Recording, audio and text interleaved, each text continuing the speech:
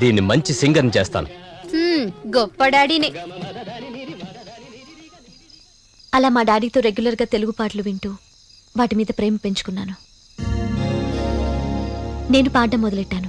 నాకే కాదు, మా డాడీకి కూడా నేను పెద్ద సింగర్ అవ్వాలని ఆశ. అందుకే మా మమ్మీకి ఇష్టం లేకపోయినా నేను ఇండియాకి వచ్చాను.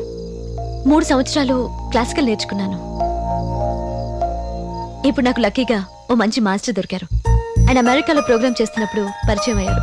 లైట్ మ్యూజిక్ నేర్పిస్తున్నారు. ఆయన ట్రైనింగ్లో ఒక పెద్ద సింగర్ అవుతానని నా కాన్ఫిడెన్స్ ఉంది.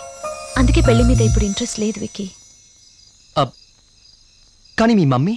మా మమ్మీ ఒక టిపికల్ ఆంధ్ర లేడీలా ఆలోచిస్తుంది. వయసు రాగానే ఆడపిల్లకు పెళ్లి చేశాలంటుంది. కానీ నా జీవితం, నా లక్ష్యం నాకు ముఖ్యం. I think I can understand that Nikki. అయినా నేను కొన్ని రోజులు ఉంటాను. నీ మనసు మారి మరో అభిప్రాయం ఏర్పడితే I think I'll be really lucky. Sorry Vicky, నువ్వు ఇక్కడ మా గెస్ట్గా ఎన్ని రోజులైనా ఉండొచ్చు. కానీ పెళ్లి విషయంలో I'm really sorry. I think I can't miss you, Nikki. We4N.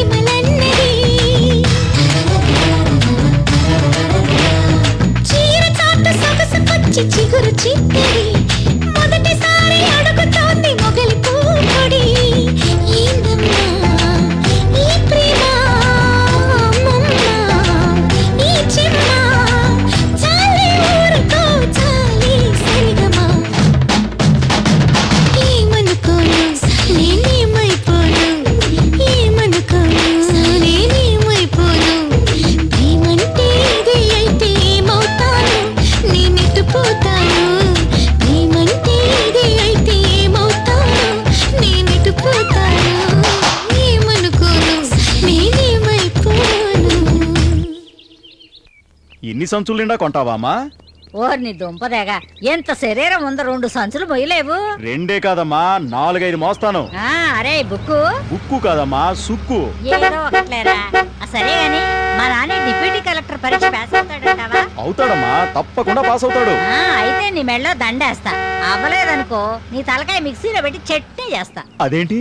అవునరా, ఆడు ఏ ముసలమ్మా? పొద్దునేగా తిరిగేది అందుకు.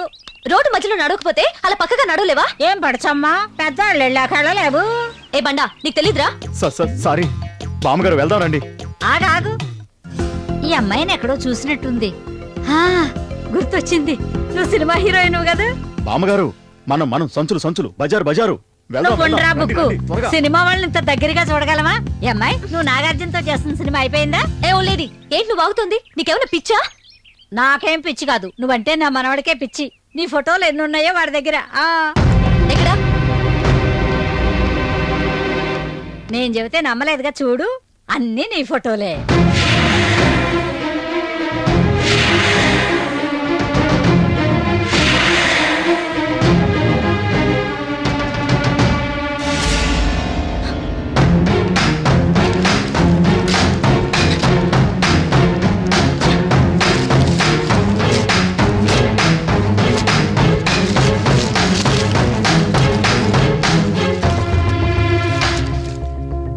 ఏ ముసలమ్మా, ఇలాంటి పిచ్చి పిచ్చి వేషాలేస్తే పోలీస్ స్టేషన్ లో కంప్లైంట్ చేస్తానని నీ మనవడికి చెప్పు.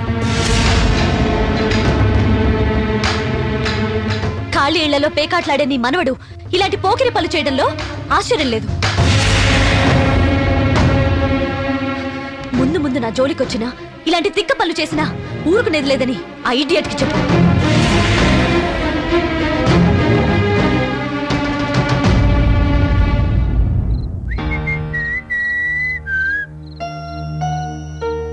ఏంటి విమలమ్మా, నా కుర్చీ ఎక్కేవేంటి? ఎగ్జామ్స్ నువ్వు ప్రిపేర్ అవుతున్నావా? హలో, ఏంటి అలా బిగుసుకొని కూర్చున్నావు?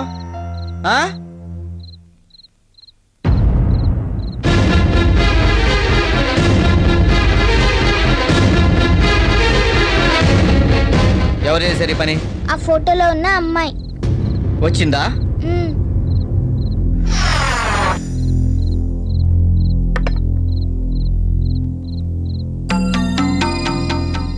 ఆ అమ్మాయి అలా చేసినందుకు నేను బాధపట్టలేదురా. ఆ అమ్మాయితో నువ్వు అలా చేయించినందుకు బాధపడుతున్నాను. నీ ప్యాకాట్లు, నీ అబద్ధాలు నా మనసును విరిచేశాయి. నువ్వేది చేసినా నేనేనాడు అడగలేదు. నువ్వేం కోరుకున్నా ఇవ్వకుండా ఉండలేదు. ఎందుకో తెలుసా, నువ్వు అందరిలాంటి వాడివి కావనే నమ్మకం నాలో ఉండబట్టేరా. సారీ నాయనమ్మా, సరదాకి అప్పుడప్పుడు పేకాడుతున్నాను నిజం చెప్పి నీ మనసుని కష్టపెట్టకూడదనుకున్నాను. నాకు తెలుసు నాయనమ్మా, ఈ ప్రపంచంలో నన్ను ప్రేమించినా ఆశ్రయించుకున్నా నువ్వు ఒక్కదానివేనే. ప్రమాణం చేసి చెప్తున్నానే, ఇంకెప్పుడు అబద్ధం ఆడనే.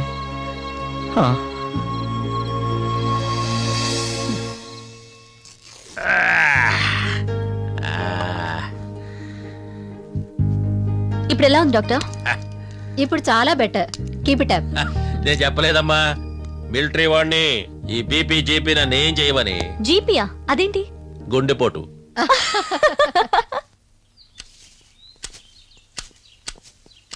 ఏరా కాశీ, అలా సిక్కిపోతున్నావేంటి? కొంచెం జాగ్రత్తగా ఉండు, సిటీలో డెంగ్యూ ఉందంట. ఎప్పుడు నాతో మాట్లాడకండి బాబు, దయచేసి వెళ్ళిపోండి. ఏంటో రకాసి, అప్పుడప్పుడు నువ్వు ఈ ఇల్లు గుర్తొస్తుంటారా? మేము పేకాడితే 10-20 ఇన్కమ్ ఉండేది. పిల్లలు గలడివి,